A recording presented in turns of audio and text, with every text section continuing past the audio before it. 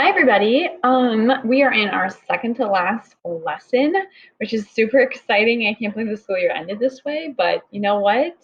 I've enjoyed this new way of teaching you. I think I'm more of an in-person teacher, but that's cool because you've all been rock stars on this. I want to talk to you about another form of measurement we have called radians. Some of you have probably seen this because you see it in your calculator. If you look on, like, I'm looking at my graphing calculator right now, and if I look under my mode, you can see right there under the mode, which I just got rid of, something called radians. Right there, next to degrees. And we all know about degrees. But let's talk about where did radians come from. You'll notice that I've grabbed a paper plate right here, and I'm looking at this on here. I also actually have my own paper plate, and I wanted to show you what I have here. There we go. Okay. Awesome. So I have it right here. I split it into 4 pieces. Okay. You can also do this with a paper plate at home if you want to kind of go through this. But what I'm doing is I'm taking and I'm splitting it into 4 sections. Remember that in a circle we have 360 degrees. Okay. The next thing I'm going to do is I'm going to draw one radius. Okay. I actually took some string, and if we actually had the classroom right now, we would do this. Okay. I took some string, and I'm just trying to find the one that actually works here. And I grabbed one radius right here. And I actually need to cut off a little bit of this, so I'm going to do that in just a second. But what I have here, I'm just trying to make it, I've got the string, so it's one radius. Okay, so here's my string, here's my radii.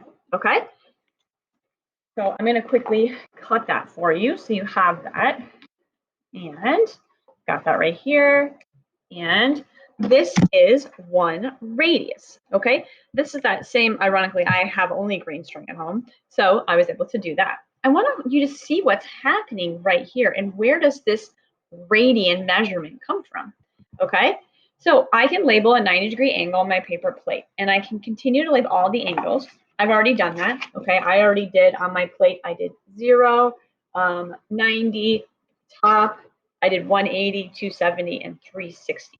Okay, and that's what I'm left with right here. I really like how this visual is set up right here, but also know that you can do this on a paper plate.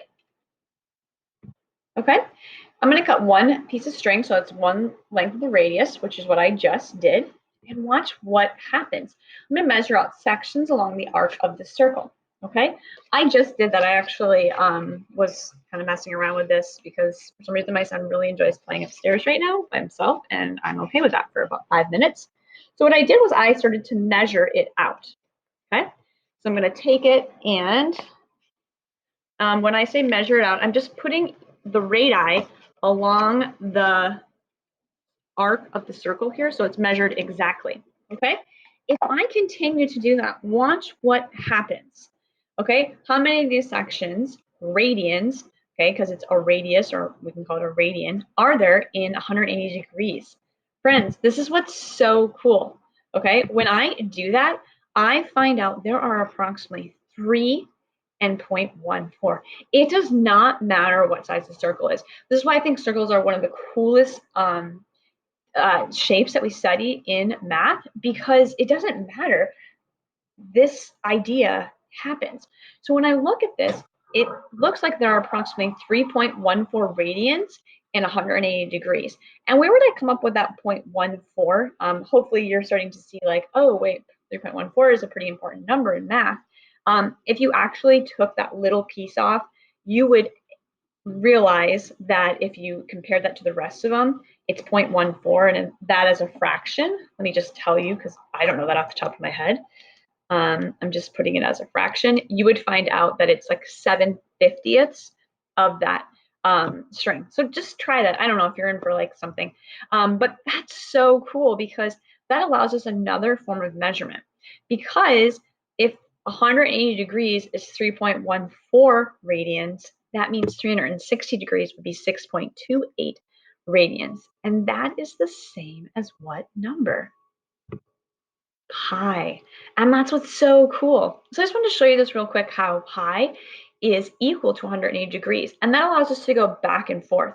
Actually, when you go on into pre-calc, we don't use radians, or excuse me, degrees anymore. We only use radians. But I just wanted you to know where that came from. Radian is literally the radius of the circle, and it's found by measuring, sorry, that's my dishwasher. It's just so great that you get to hear all these amazing sounds in my house. But it's literally how many times the radius is wrapping around the outside of the circle. And I think that, remember the outside of the circle is called the circumference. I think that's super, super cool how we're able to do that. And radian is a pure form of measurement. And so when you go into pre-calc next year, if that's what you end up doing, you will use radians more. But now we can go between radians and degrees because we have this really great unit of measurement right here. And I'm going to use this pointer. It's this, oops, right here. Okay, I'm going to take some notes on how to convert, but that is going to be a really important piece of information and what we're going to use this week. Okay, well, I'm going to save this for you, and I hope you enjoy this. I'll also link the lessons, like what I was using, so that you have this as well, and you can look at it. Thank you.